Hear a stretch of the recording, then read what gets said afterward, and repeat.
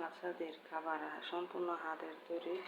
যাদের বাচ্চার বয়স 2 বছরের নিচে তারা এই খাবারটা বাচ্চাদেরকে খাওয়াতে পারেন। বাজারের খাবার থেকে এই খাবারের মান অনেক ভালো। এটা নিজের হাতে তৈরি করতে পারেন। এটাতে আছে পোলার চাউল, খাবার চাউল, টিভি চাউল, তারপর আছে যত রকমের ডাউল, সব ডাল মিক্স করবেন, বাদাম দিবেন। এভাবে বাজার থেকে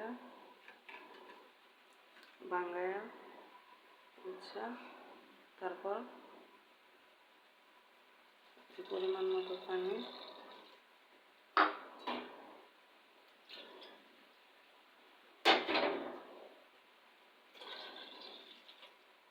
পানিটা একটু বেশি হলে ভালো হয়, গুঁড়িটা ভালো করে সিদ্ধ হয়।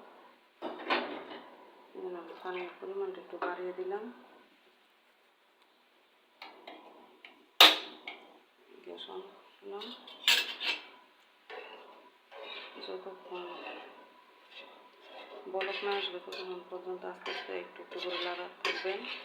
যখন বলক আসবে তখন গ্যাসের চুলার চাউলটা কমিয়ে দিবেন। আর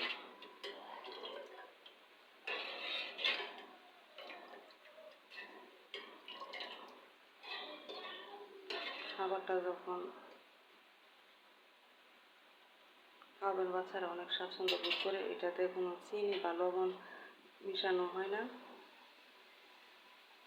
চিনি লবণ দিলে দেখা গেছে যে 2 বছরের নিচে বাচ্চাদেরকে চিনি লবণ দিলে কিডনিতে সমস্যা হয়, অনেক যাদের প্রবলেম হতে পারে। তাই ডাক্তাররা সাজেস্ট করে যে চিনি লবণ দুইটা থেকে বাচ্চাদেরকে একটু দূরে রাখার জন্য 2 বছরের নিচে, 2 বছরের উপর হলে প্রবলেম হয় না, আপনারা দিতে পারেন। যে দেখেন আস্তে আস্তে সুন্দর একটা কালার হচ্ছে, লালচে কালার হয়ে যাবে। এটার মধ্যে ডাউল সব যত যে আমি এখন গ্যাসের চুলাটা কমিয়ে দিব, আস্তে আস্তে নাড়তে থাকবো। এই খাবারটা সম্পূর্ণ আমি হাতে তৈরি করি। আমার 2 বছরের নিচে বাচ্চা আছে, তার জন্য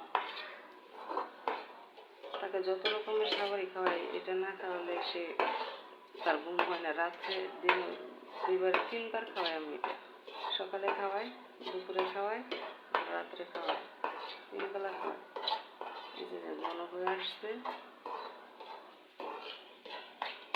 এখন আমি গ্যাসের চুলাটা অফ করে দিই।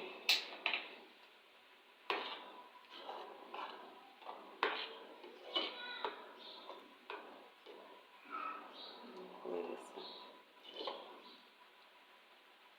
আপনারা যদি চান খাওয়াতে তাহলে এইভাবে হাতে তৈরি খাবার খাওয়ালে বাচ্চারা অনেক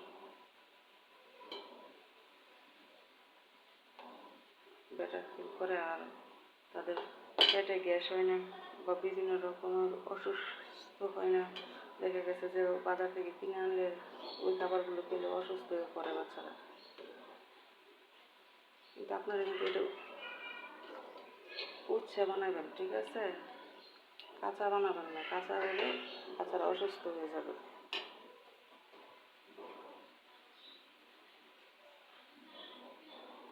মিডিয়াম জাল দিতে হবে, বেশি জাল দেওয়া যাবে না। জাল দিলে দেখা গেছে যে এই যে নিচ দিয়ে লাগা পুরো হয়ে গেলে বাচ্চারা যখন পুরা গন্ধ পাবে তখন আর খাবে না। তার জন্য আপনি মিডিয়াম চুলাটা রাখবেন, যখন বলক আসবে তখন মিডিয়াম করে দেবেন চুলাটা।